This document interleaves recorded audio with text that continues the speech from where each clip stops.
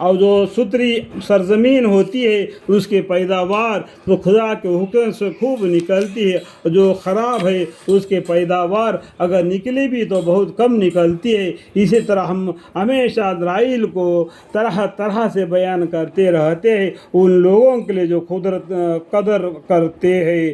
ہم نے نوح علیہ السلام کو ان کے قوم کی طرف بھیجا، سو انہوں نے فرمایا اے میری قوم تم صرف اللہ کی عبادت کرو، اس کے سوا کوئی تمہارے معبود ہونے کے قابل نہیں، مجھ کو تمہارے لیے ایک بڑے سخت دن کے عذاب کا اندیشہ ہے۔ ان کے قوم کے آبروداروں لوگوں نے کہا کہ ہم تم کو سریح غلطی میں مبتلا دیکھتے ہیں۔ انہوں نے فرمایا اے میری قوم مجھ میں تو ذرا بھی غلطی نہیں، لیکن میں پروردگار عالم کا رسول ہوں، اللہ کے طرف سے رسول کر کے بھیجا گیا ہوں۔ اس طریقے سے نوح علیہ السلام نے اپنی قوم کو فرمایا تم کو اپنے پروردگار کے پیغام پہنچاتا ہوں، اللہ کے پیغام ان کو اللہ کا حکم تم کو پہنچاتا ہوں، تمہارے خیر خواہی کرتا ہوں، تمہارے اچھائی کے بارے میں سوچتا ہوں، اور میں خدا کے طرف سے ان انبار کی خبر رکھتا ہوں جن کے تم کو خبر نہیں۔ کیا تم اس بات سے تعجب کرتے ہو کہ تمہارے پروردگار کی طرف سے تمہارے پاس ایک ایسی شخص کے معرفت جو تمہاری جنس کا ہے کوئی نصیحت کی بات آ گئی تاکہ وہ شخص تم کو ڈراوے اور تاکہ تم ڈر جاؤ اور تو آگے تم پر رحم کیا جاوے؟ سو لوگ ان کے تکذیب ہی کرتے رہے، پھر بھی نہیں مانتے رہے، تو ہم نے ان کو یعنی نوح علیہ السلام کو اور جو لوگ ان کے ساتھ کشتی میں تھے بچا لیا، اور جن لوگوں نے ہماری آیتوں کو جھٹلایا تھا ان کو ہم نے غرق کر دیا۔ بے شک وہ لوگ اندھے ہو رہے تھے، اور ہم نے قوم عاد کی طرف ان کے بھائی ہود علیہ السلام کو بھیجا، انہوں نے فرمایا اے میری قوم تم اللہ کی عبادت کرو، اس کے سوا کوئی تمہارا معبود نہیں، سو کیا تم نہیں ڈرتے؟ ان کی قوم میں جو آبردار کافر تھے انہوں نے کہا کہ ہم تم کو کم عقل میں دیکھتے ہیں، اللہم اغفر، اور ہم بے شک تم کو جھوٹے لوگوں میں سے سمجھتے ہیں۔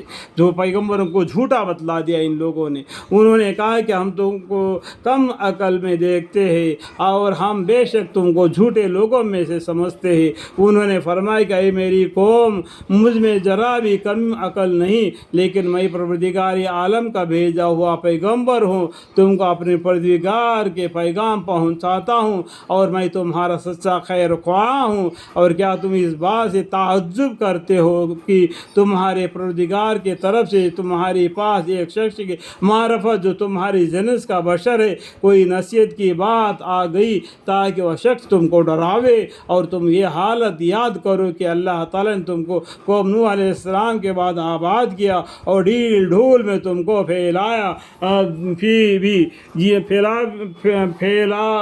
بھی زیادہ دیا۔ سو خدا تعالیٰ کی ان نعمتوں کو یاد کرو الحمدللہ تاکہ تم کو فلاح ہو، لعلکم تفلحون۔ اور حکانے لگے کہ کیا آپ ہمارے پاس اس واسطے آئے کہ ہم صرف اللہ کی عبادت کیا کریں، اور جن کو ہمارے باپ دادا پوجتے تھے، یعنی ان کے باپ داداؤں کو شیطان نے ان کو راستہ سے بھلا دیا، بے راہ کر دیا، تو تم بھی ان لوگوں کے پیچھے بے راہ ہو جاؤ گے؟ کہنے کا مطلب سمجھ میں آ گیا؟ ہم صرف اللہ ہی کی عبادت کیا کریں، اور آگے کیا بولتے؟ اور جن کو ہمارے باپ دادا پوجتے تھے ہم ان کو چھوڑ دیں؟ تو اگر ان کے باپ داداؤں کو شیطان نے گمراہ کیا ہوگا تو کیا ان باپ داداؤں کو پیچھے پڑ جائیں گے؟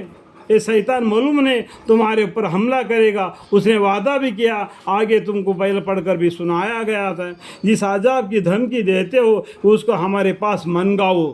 اس طریقے سے پیغمبر سے ان لوگوں نے اعلان کر دیا اگر تم سچے ہو۔ انہوں نے فرمایا کہ بس اب تم پر خدا کی طرف سے عذاب غضب آ ہی چاہتا ہے، کیا تم مجھ سے ایسی ناموں کے باب میں جھگڑتے ہو جن کو تم نے اور تمہارے باپ دادا نے آپ ہی ٹھہرا لیا ہے؟ اس کے اوپر کوئی دلیل نہیں، اپنے آپ خود ہی اللہ کا شریک ایک معبودوں کو بنا دیا، لکڑی کا، پتھر کا، مٹی کا، اور ان کی عبادت کرنے لگے۔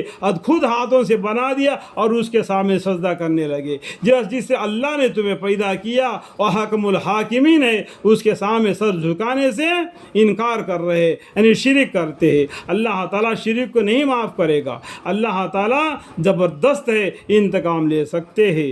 باپ داداؤں نے آپ ہی ٹھہرا لیا ہے اس کے، یعنی ان کے معبود ہونے کے خدا تعالیٰ نے کوئی دلیل، نقل یا عقل نہیں بھیجی. سو تم منتظر رہو، میں بھی تمہارے ساتھ انتظار کر رہا ہوں. ابھی پیغمبر نے آخر میں یہی کہہ دیا، غرض ہم نے ان کو اور ان کے ساتھیوں کو اپنی رحمت سے بچا لیا اور ان لوگوں کو جڑ تک کاٹ دیے جنہوں نے ہماری آیتوں کو جھٹلایا تھا اور وہ ایمان لانے والے نہ تھے.